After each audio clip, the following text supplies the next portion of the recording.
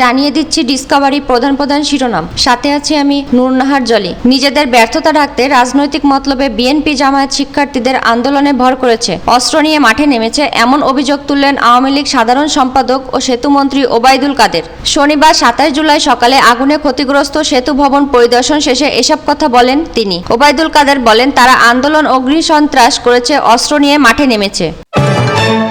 বৈষম্য বিরোধী ছাত্র আন্দোলনের 6 সমন্বয়কের ডিবি অফিসে কোটা সংস্কার আন্দোলনের সব কর্মসূচি প্রত্যাহারের ঘোষণাকে প্রত্যাখ্যান করে নতুন কর্মসূচি দিয়েছে সংগঠনটির অন্য সমন্বয়করা। কর্মসূচি অনুযায়ী আজ সোমবার সারা দেশে ছাত্র জনতার বিক্ষোভ কর্মসূচি এবং প্রতিবাদ সমাবেশ অনুষ্ঠিত হবে। রোববার 28 জুলাই রাত 11:15টার দিকে কোটা সংস্কার আন্দোলনের সাংবাদিকদের হোয়াটসঅ্যাপ গ্রুপে সংগঠনের অন্য সমন্বয়কদের পক্ষে এ ঘোষণা দেন সমন্বয়ক আব্দুল কাদের। এসব দাবি আদায়ের আন্দোলনের সঙ্গে একাত্মতা ঘোষণা করতে বাংলাদেশের সব নাগরিককে অনুরোধ করেন তারা।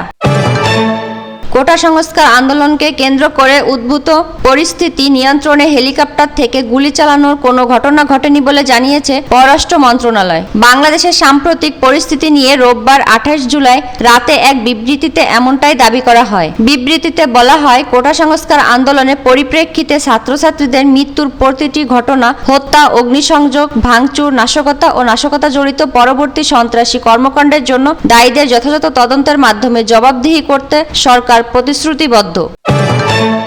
ভার্চুয়াল প্রাইভেট নেটওয়ার্ক বিপিএন ব্যবহার ঝুঁকিপূর্ণ উল্লেখ করে তা ব্যবহার থেকে বিরত থাকার আহ্বান জানিয়েছেন ডাক, টেলিযোগাযোগ ও তথ্য প্রযুক্তি প্রতিমন্ত্রী জুনায়েদ আহমেদ পলক। রোববার 28 জুলাই বিটিআরসিতে মোবাইল অপারেটরদের সঙ্গে বৈঠক শেষে ডাক, টেলিযোগাযোগ ও তথ্য প্রযুক্তির প্রতিমন্ত্রী জুনায়েদ আহমেদ পলক এ আহ্বান জানান। তিনি বলেন, ভিপিএন থেকে বিরত থাকি, তথ্য সুরক্ষার জন্য বিরত থাকি। ভিপিএন যে দিচ্ছে সে পুরো তথ্য উপাত্ত পাচ্ছে। ভিপিএন চালু রেখে অনলাইন প্ল্যাটফর্মে আর্থিক লেনদেন করলে গুরুত্বপূর্ণ সংবেদনশীল তথ্য অন্যর কাছে চলে যেতে পারে।